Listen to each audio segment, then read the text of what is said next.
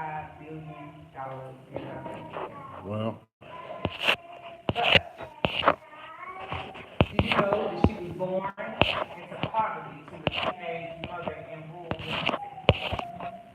That they were so poor that she had to wear dresses made out of potato sacks, and she was made fun of. She was sexually abused as a child, and in her early teens became pregnant at 14. yeah, Her son was born prematurely and died in infancy. that's right. Her childhood was so difficult that she once stated that she had chosen not to be a mother because she had not been mothered well. She even had a family member tell her story about her teenage pregnancy to the National Enquirer for money.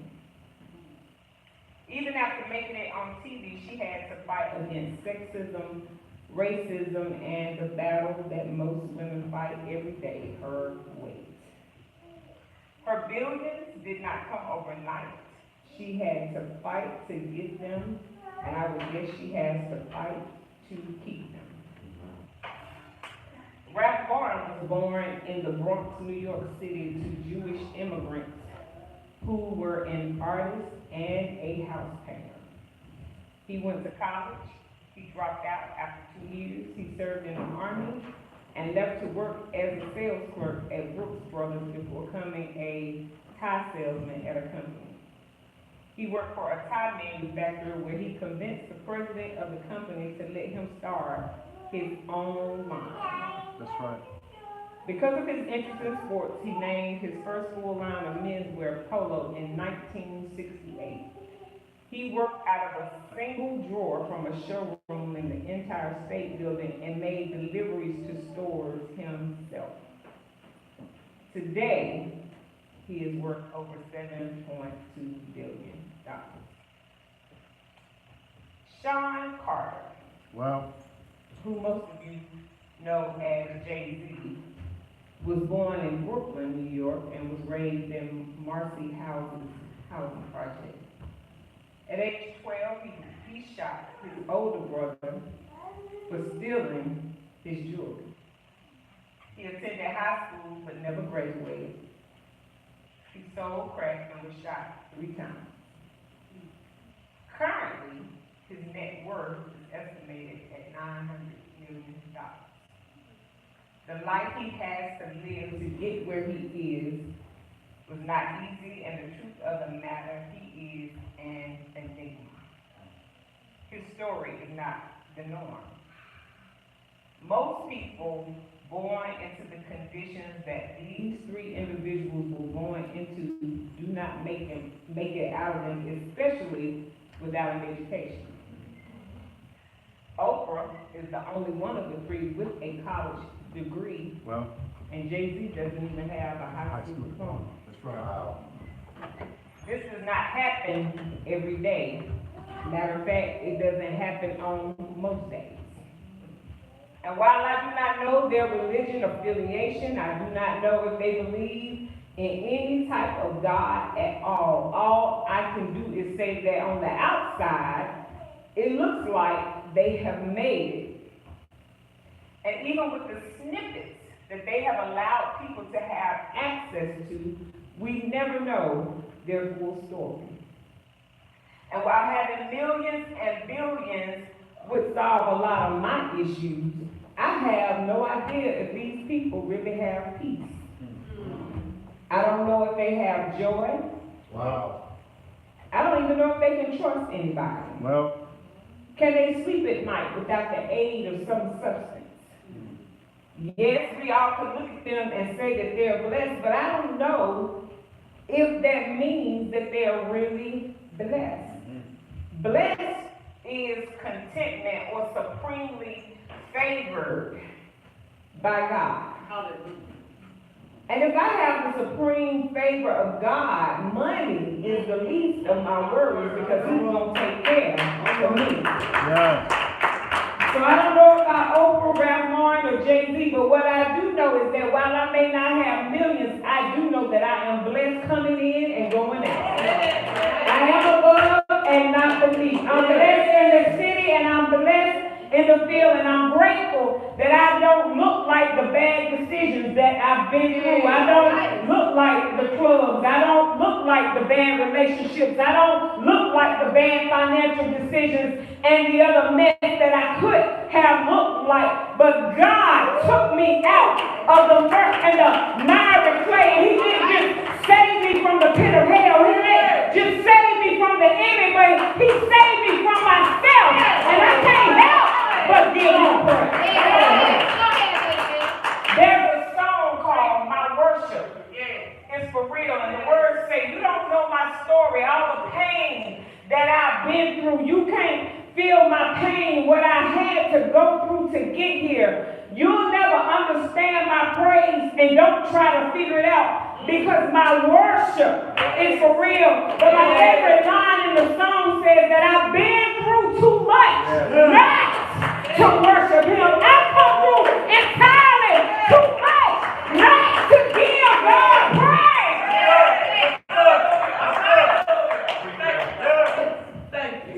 So I believe that's where we are in the two scripture texts that I read today. Two women from two different backgrounds worshiping Jesus for two totally different reasons, but in the same manner. All right. Now, it is often thought that the story told in Luke is the same story that's told in Matthew and Mark and John. But there is a strong possibility that this is not the same one. For years it was believed that the woman was in fact Mary Magdalene. That's right. However, in recent years, scholars have begun to question whether or not this is in fact the same one. It will also make the story in Luke more intriguing because in most cases, Matthew, Mark, and Luke have the same stories, which is why they're called the Synoptic Gospels. And they're called that because their overlying content allows them to be viewed as books that offer parallel accounts. So if you've read all the Gospels, sometimes you probably realize they have some of the same stories, and some of them differ a little bit, but that's because they all tell them from different points of views. So it's kind of like we all may see the same accident, but all of us may give a different account of what happened. It was an accident, but I saw it one way. It was their fault. No, I saw it. No, they came there. That's what happened with the Gospels. So Matthew, Mark, and Luke are normally what we call synoptic Gospels because they mostly have all of the same stories. And so the word synoptic means seeing together. But this particular story in Luke has some differences. The woman in Matthew, Mark, and John is clearly Mary, the sister of Martha and Lazarus. In Matthew and Mark, she's not named, but in John, she is. In Matthew and Mark and John, the story takes place in Bethany. In Luke, in the original transcript, the place was not mentioned, but in some versions, it references Galilee. In Matthew, Mark, and John, the story takes place immediately before Jesus is about to be crucified.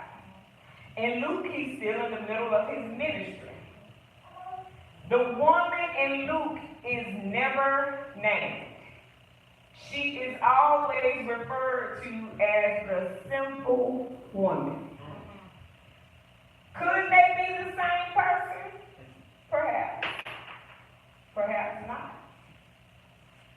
But how you can relate to this story, regardless of if it's the same woman or not, is through your perspective.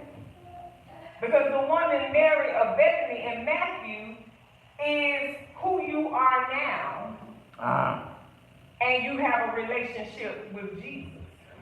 You have witnessed his work. You believe in what he says. You know him because you have been walking with him for a while. You have relationship with him. That's the woman in Matthew. The woman in Luke, the simple woman, is the old you. All right. delivered from, but the one you won't forget because it keeps you from thinking a little too highly of yourself. Well. The one that knows if Jesus did not come for you when he did, you would probably either be sick, dead, in jail, homeless, or in some hopeless situation. Either way, glory and your glory belongs to the Lord. So as we look at these stories, there are some things we have to understand regardless about which phase or perspective you want to look at this story from. The first thing you have to understand is that when you decide to give your glory to God, that everybody will not understand your worship. In Matthew, Mary's sister Martha was upset because she was not helping serve. And in Luke, Simon the Pharisee was concerned that the woman was a sinner and that she was laying at the feet of Jesus, so it didn't look appropriate. In both accounts, the disciples and the Pharisees was concerned about the cost of the oil that was being used to worship Jesus.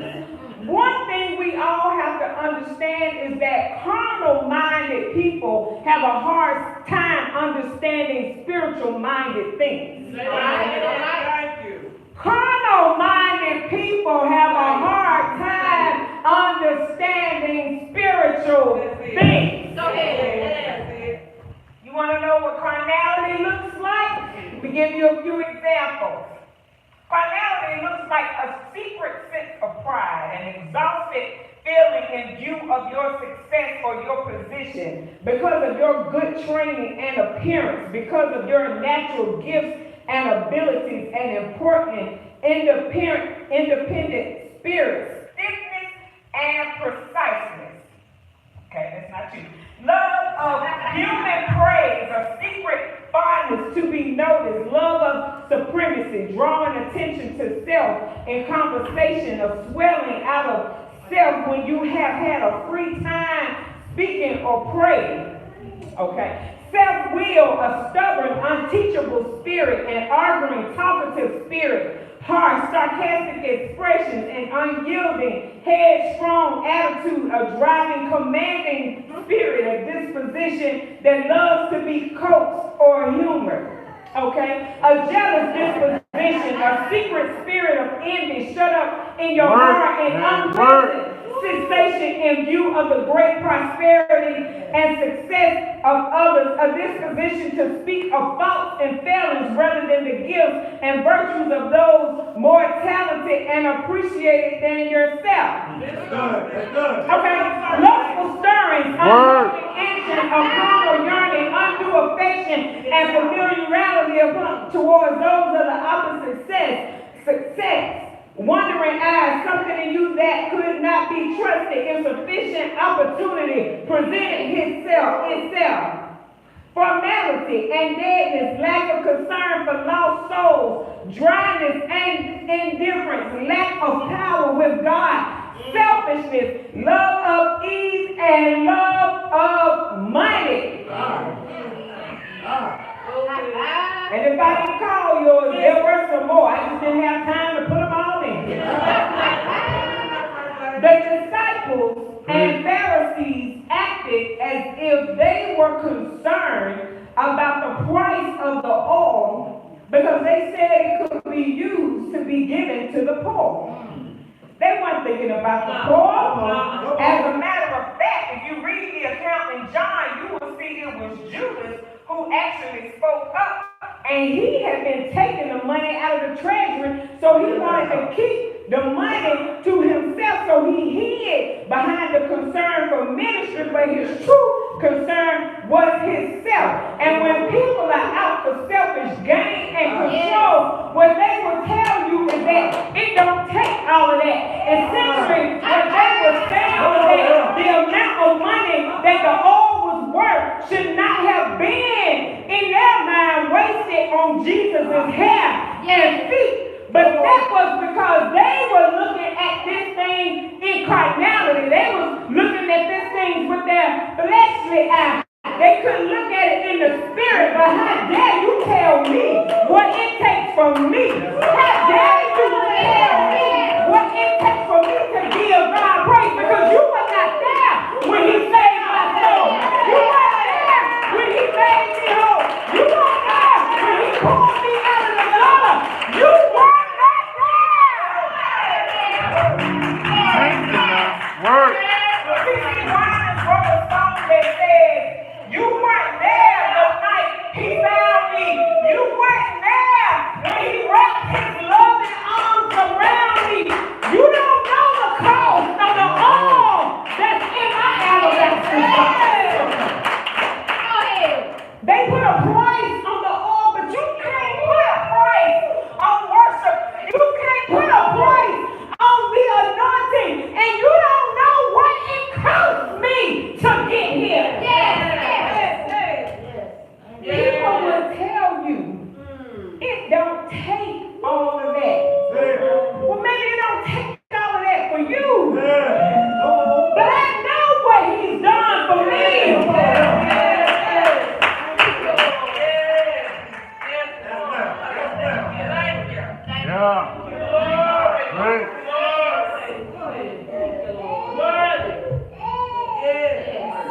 Their problem was Simon the Pharisee. His problem was he continually wanted to see that woman for what she had always been.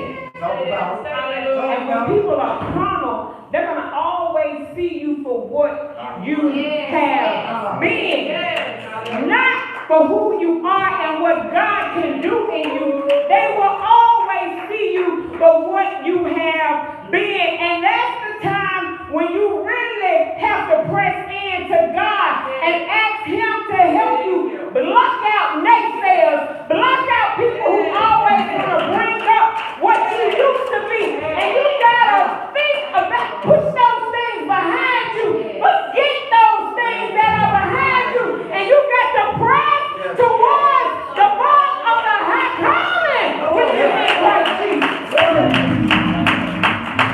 He wanted to keep her there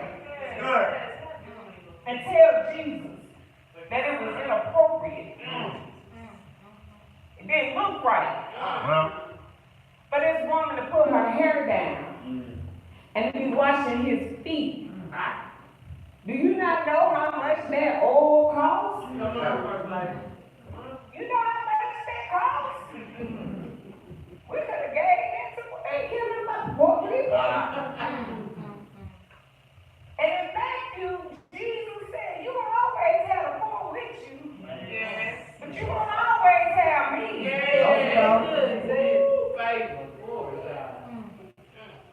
So what we have to understand is everybody won't understand when you make up your mind.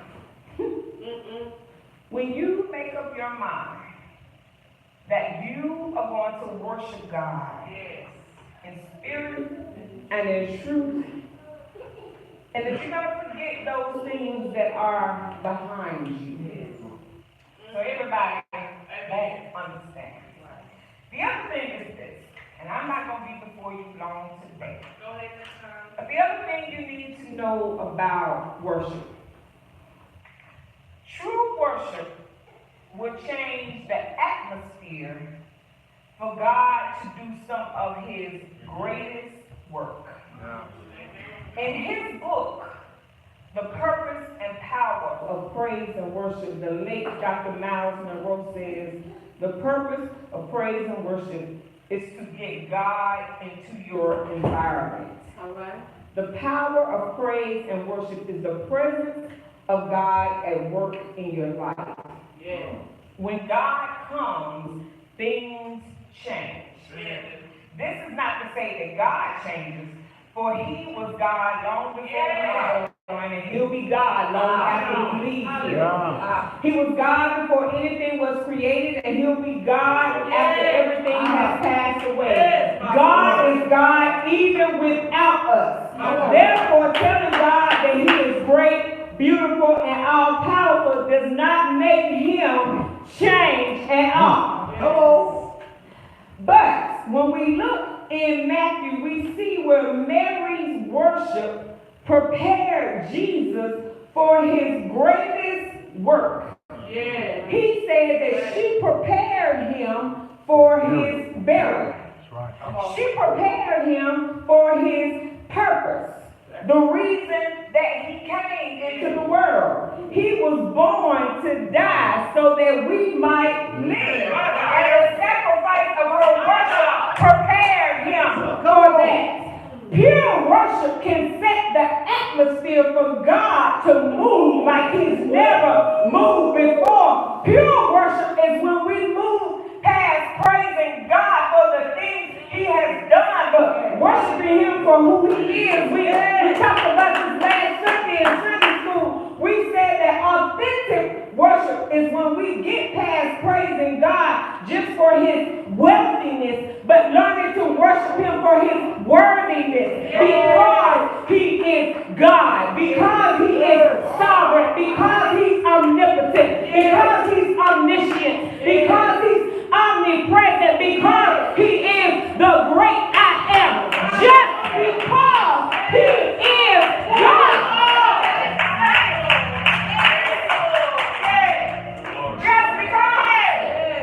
Because the truth in the matter is, if he doesn't do anything else, he's already done more than enough. More than enough. Her worship, Mary's worship, Jesus said was going to be a memorial. Yeah.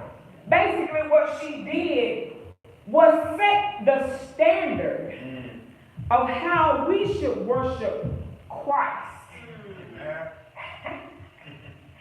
What she basically showed us that we shouldn't hold anything back, but we should give him everything that we have on the inside of us. And basically what she did was leave a legacy of worship behind that we follow. And my question to us is, what kind of legacy of worship are you leaving for your children? Wow. Yes, leave them money, leave them land, because they're going to need resources. But are you leaving them a legacy of worship to show them how to get to God when there are things that money can't buy? Money can't buy you peace. Money can't buy you joy. Money can't even buy you healing. Because there are some things that only getting into the presence of God will be able to help you with. And it doesn't mean anything when you got a bank full of money and you don't even know how to get a prayer through. What kind of legacy are we leaving? We have to be able to leave a legacy of worship. What do our children see us do at home? Not here, at home. Because in here don't really matter. Well, that's what we're supposed to do in here. Right? What do they see us do? And I'm not talking about you got to have a room with candles, lit, music. That ain't what I'm talking about. How do you live? Talk about it. Is your life a life of worship? As we continue through this Lent and Passion season, we think about the sacrifice that Christ made for us. And for some of us, fasting is just not easy. Right. It's just not easy. Right. Keep it real. Fasting is not easy for some of us. Right. And that's okay. Right. So if you can't give up sweets, sodas, meats, bread, social media, or whatever it is, the least you can do is sacrifice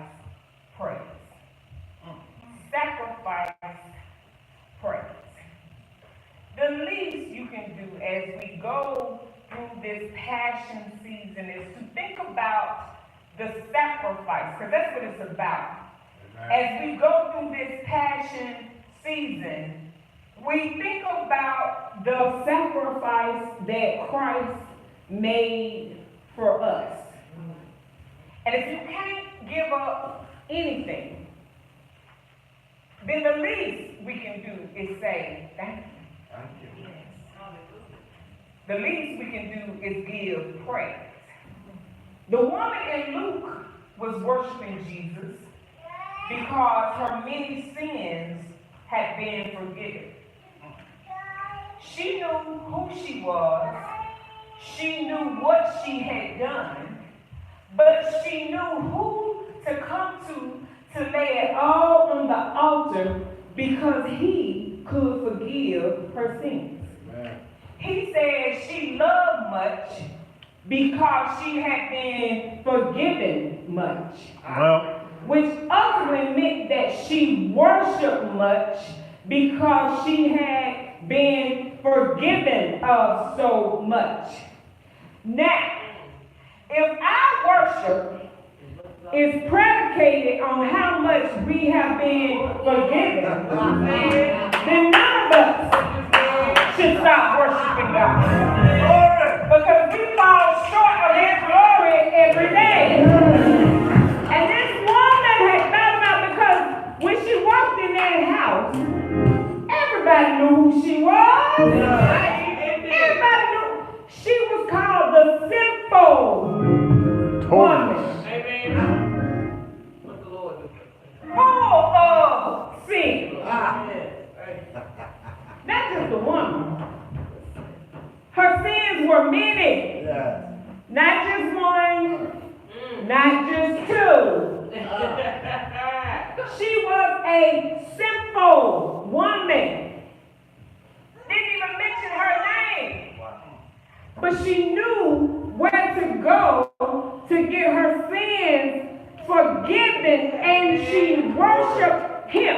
Come on. Now, if this woman was in fact prostitute, like they said she was, amongst other things, she, she might have made a decent living, but she wasn't rich. She wasn't rich, but she knew what she had was worth breaking and giving to Jesus. She broke it, her box. She poured it out. Amen. And she gave it to him. Amen. She poured it, broke it, and gave it. She broke it, poured it, and she gave it to him. Because she had been forgiven of much. And I think sometimes a lot of us don't worship God like we should because I think we have a little bit of amnesia. Amen. Because apparently we don't think we've been forgiven of much. Amen. So either you're in denial or you just haven't asked for forgiveness of what you've done. Because all of us have done enough. Yes. All of us have done enough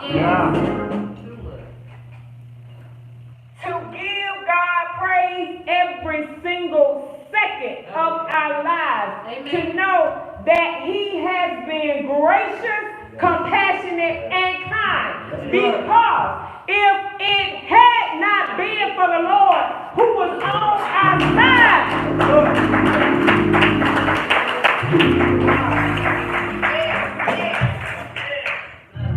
she worshiped much because she had been forgiven much. So the next time you want to withhold your praise, the next time you want to withhold your worship, think about what you have been forgiven. I ain't asking you to come up here and tell anybody. I'm just asking, think about it.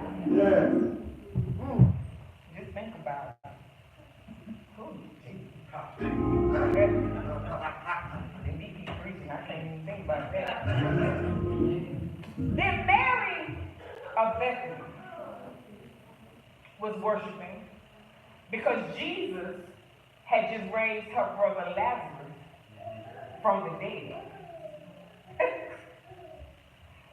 They were looking for Jesus. He was sick, and they had sent word.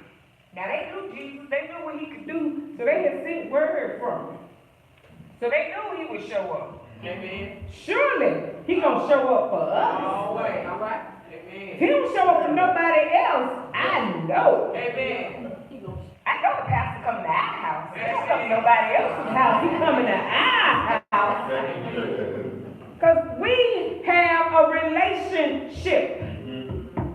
But he didn't come. Well. Not when they thought he should. And when the situation was what they thought was over. Oh, Lord. What they thought was beyond fixing. Oh, Lord. Jesus shows up and says, I am the resurrection and the life. He that believeth in me, though he were dead, yet shall he live. Lazarus, come forth. And Lazarus walked out of the grave.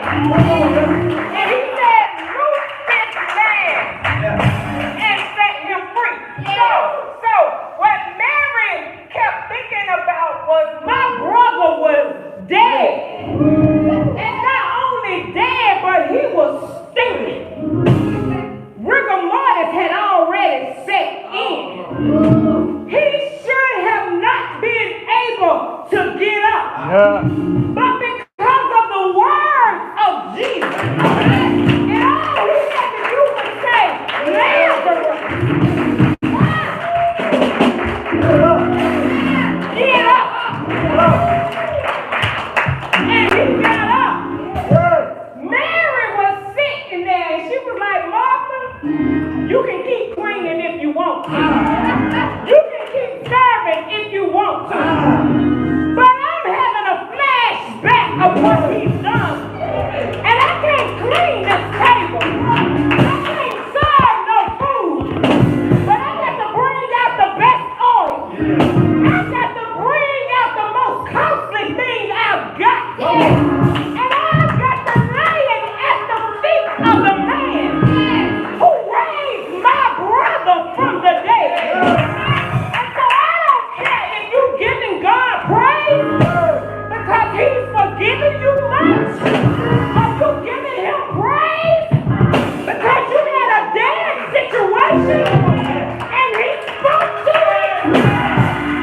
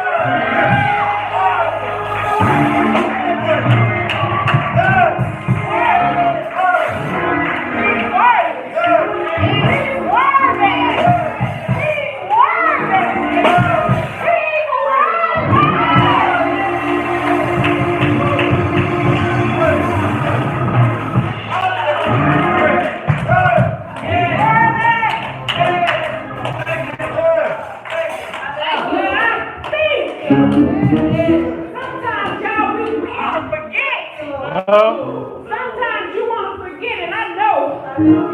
Sometimes I want to forget about them dumb, crazy things I did. But when I think of the fact